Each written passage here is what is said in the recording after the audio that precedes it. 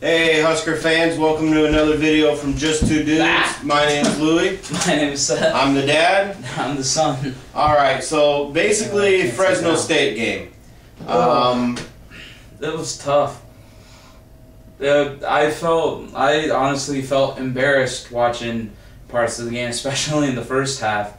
And there's just a lot of things that not only were not acceptable, but kind of disgusting to watch. You know, Fresno State a few years ago, they could line up and play a lot of people and compete very well because they had a tremendous amount of good players. Yeah. I didn't see that level of talent on their roster the other night. I mean, they got a few guys, but nothing.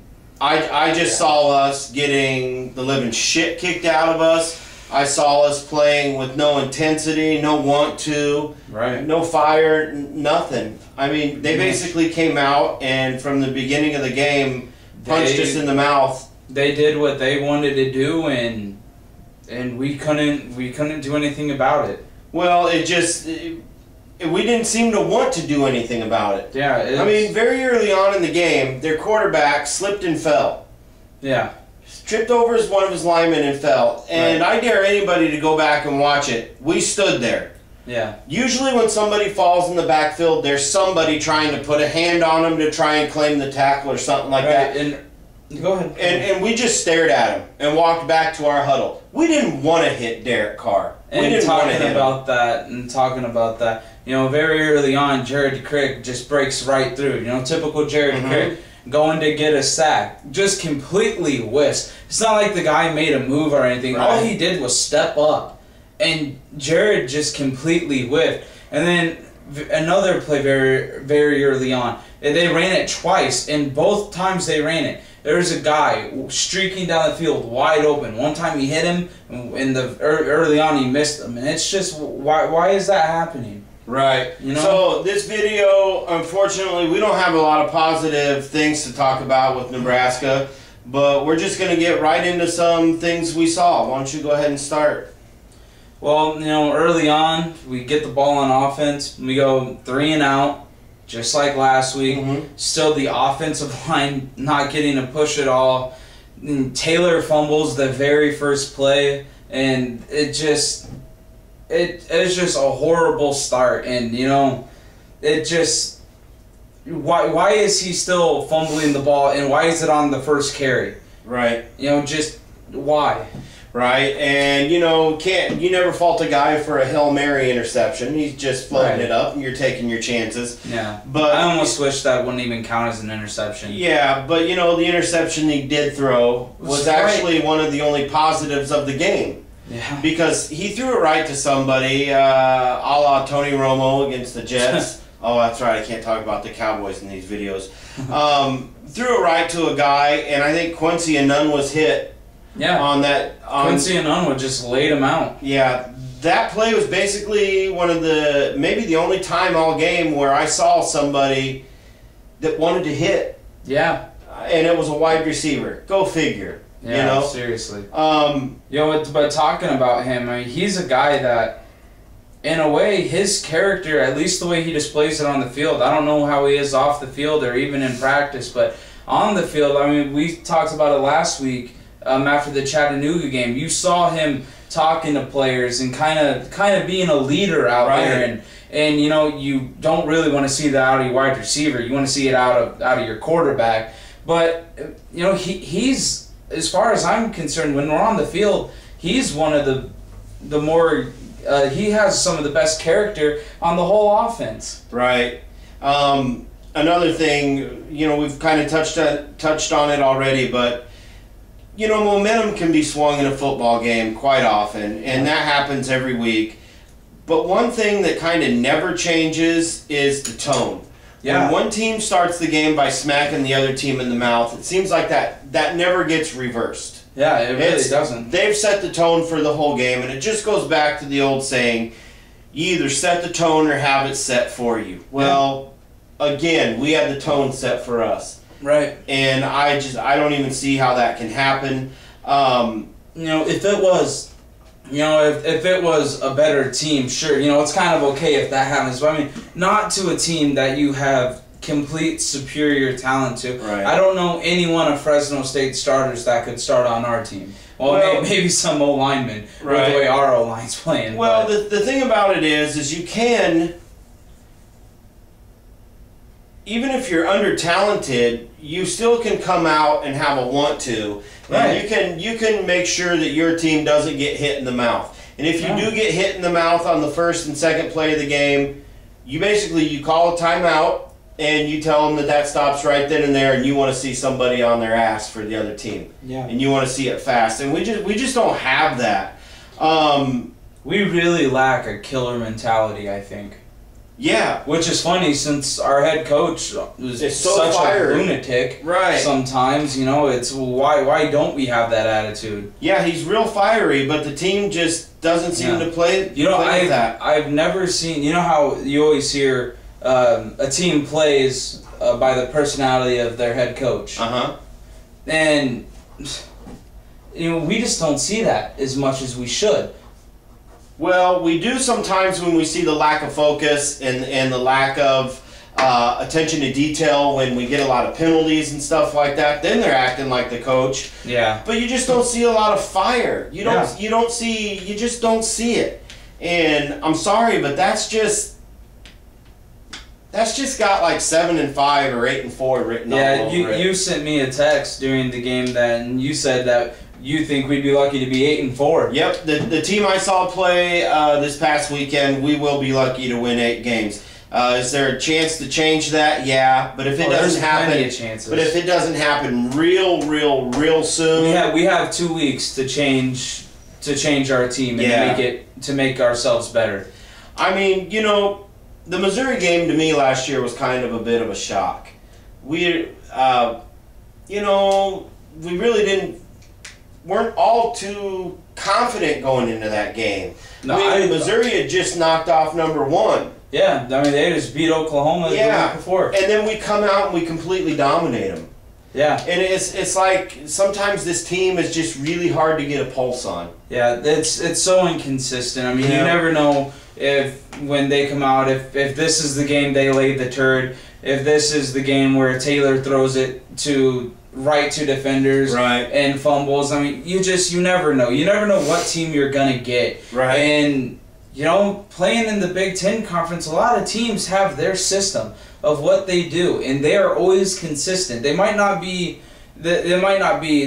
consistent statistically and stuff like that, but they always play a certain way. Right. And we don't do that. We're so erratic. It's just not good right now. Right.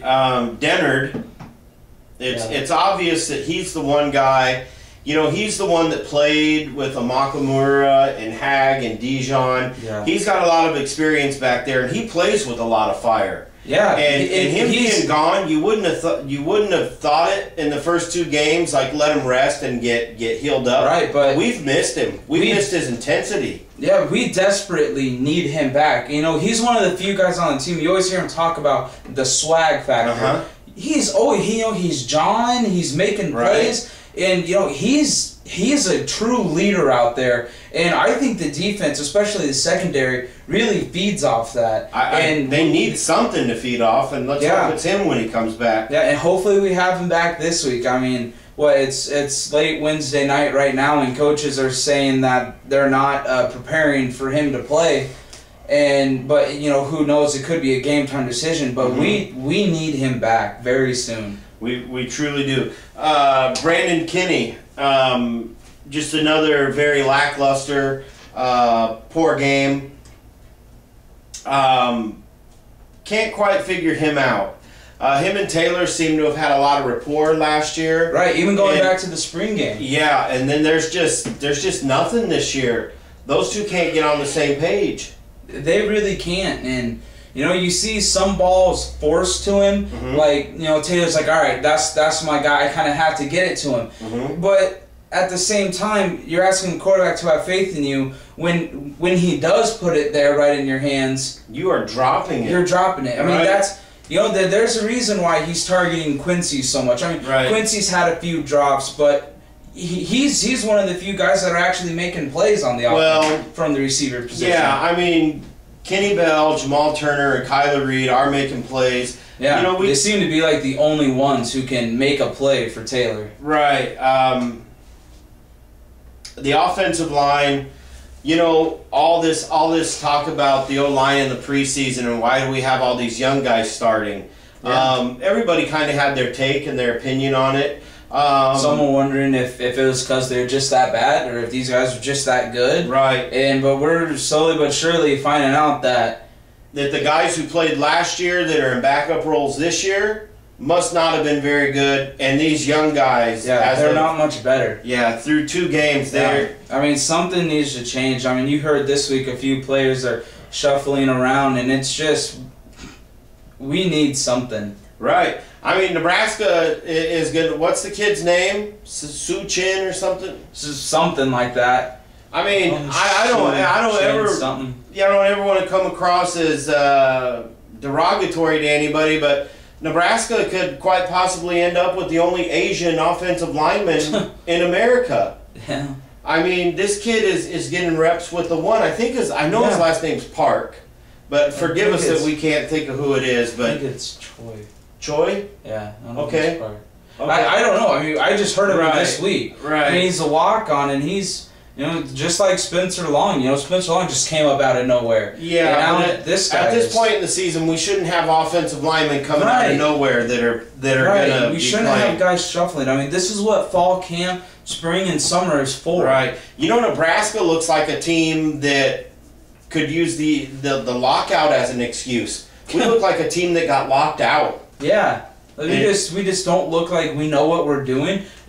Especially on the offensive side. Right. I mean, there's hardly any chemistry, especially on the O-line. And that's where you need it more than anything, because that's what makes the whole thing go. Right. And we got a lot of, we got Rex Burkhead sitting back there. Yeah. And he's having one of those Walter Payton years where his best runs are getting back to the line of scrimmage and hoping he can lean forward for a couple yards. Late in the game, he broke a tackle and then put a juke on 3 guys and made them all miss.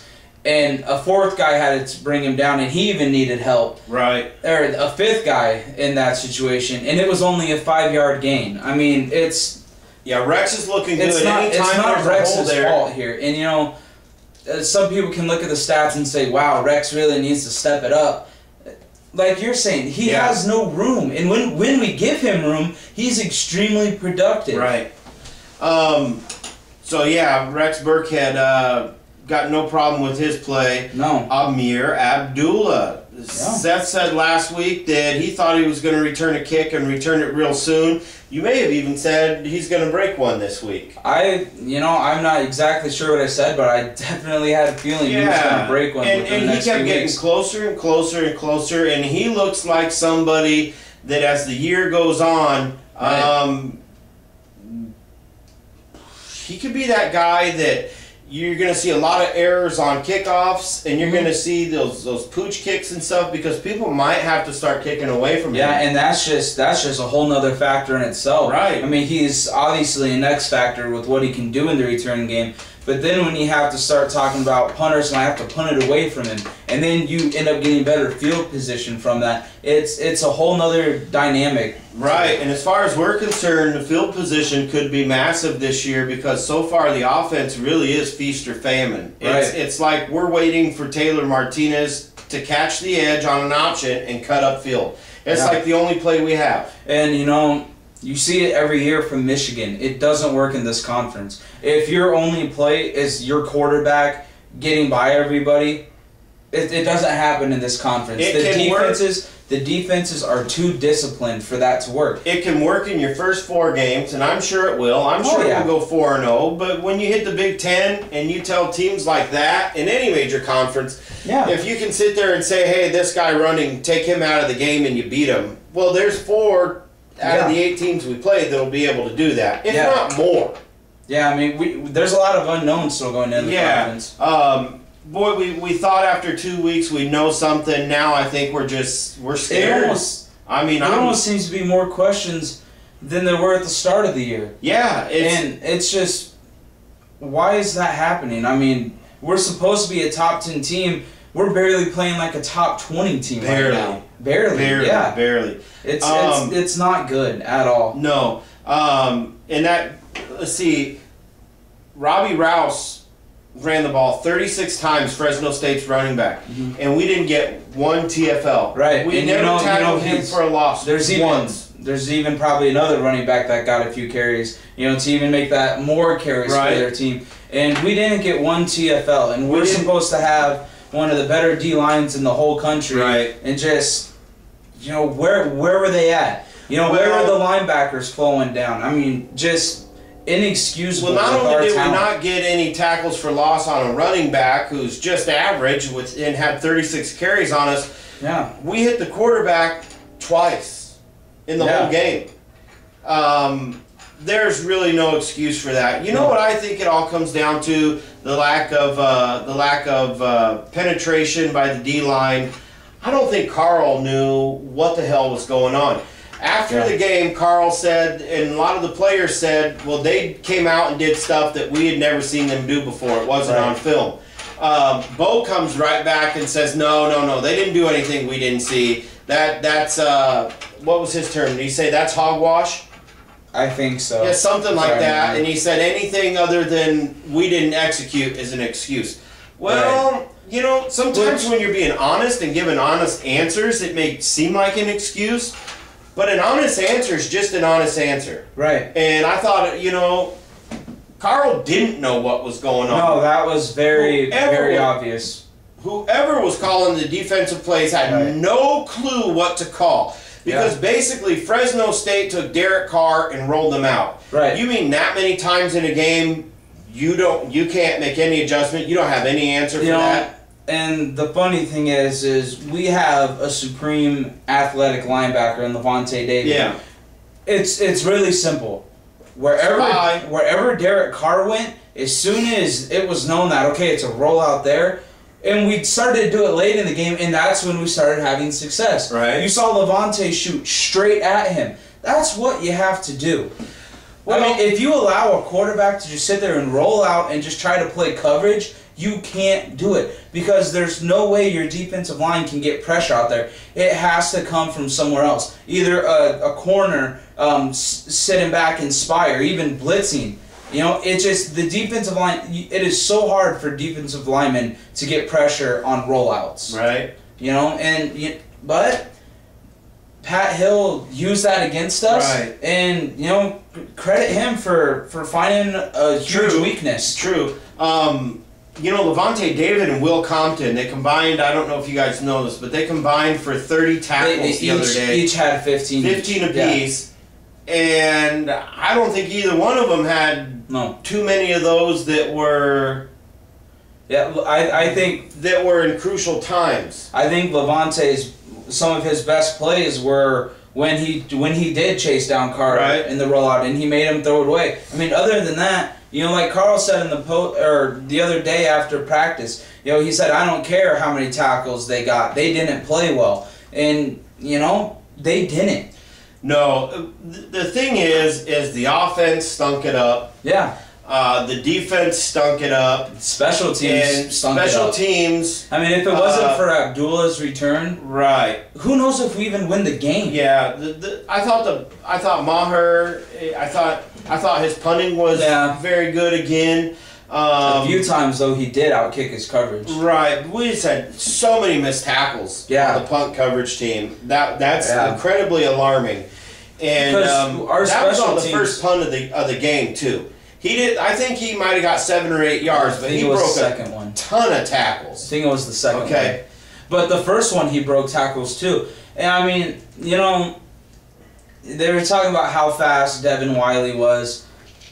That doesn't really matter. Exactly. He plays for Fresno State. So what? Exactly. So he's fast. There's no excuse to miss that many tackles. Especially, from these guys who see guys who are supposed to be that fast. Right. Like they see him every day in practice. They see him in practice. So why is that such a difference to them? I think what it comes down to is just the way we started this video. I think it all comes down to that. Nebraska came out lacking intensity. There was no... You can't do that. Yeah, there was no want to. This really looked like a game that they thought they could mail in. And should we have expected to win? Absolutely. But, you know, this is still Fresno State. You got a lot of talent on that team. Not a lot of talent, but it's Fresno State. It's Fresno a very State, respectable team with respectable team with one of the more respected head coaches in college football. Right. And, you know, they just, from the start of the game, they were pushing us around, and it's like we never pushed them back. No, it's almost like we were fine with it because we knew eventually we'd pull away. I mean, you can't do that. I mean, who knows? Maybe after last year with the way things ended, maybe some of them were starting to look ahead towards Washington, you know, the last week in practice. I'd hate to think that, but, I mean, I don't know. I mean, I'm still searching for answers for the game. So, you know, as far as last week goes, everybody knows it's just a lot of things to work on. Yeah. I got to be honest with you, Washington coming into town, I'm not worried. I mean, I'm not worried about whether or not we're going to win. I'm just worried about how we're going to win. You know, I mean, you know, this is a perfect example of how we can show up two different ways. I mean, we show up in Washington, just completely destroy them, and then they do the same to us, and you know, it's like, this is obviously a team we can't have one of those games where we come out inconsistent from. I mean, I seriously think we're going to have to come out and set the tone and start really on fire. Otherwise, I think we might end up in the same situation as we were this week. Well, I think offensively, if we get the ball to start the game, boy, I'd love to see pounding the rock right away and just show some desire. Defensively, if we get the ball, look, at this point in time, teams know they can run right up the middle on us, and they know that their quarterback's going to have time to throw or they can roll out. We need to make adjustments against that, and regardless what happens, at some point in time when a quarterback, any quarterback at this level, if they go all game without getting hit, they will pick you apart. So whatever you have to do to hit the quarterback, I'm not saying go cheap and lower your helmet and bust him in the back of his knees. But if you need a 15-yarder for a late hit, as long as it's a clean late hit, just to let him know that, hey, I'm still here. And I'm still going to be coming. You need to do that crap. And you know, there outside of turnovers and field position, there is not a bigger thing in football than how many times did you hit the opposing quarterback. That's right. Yes.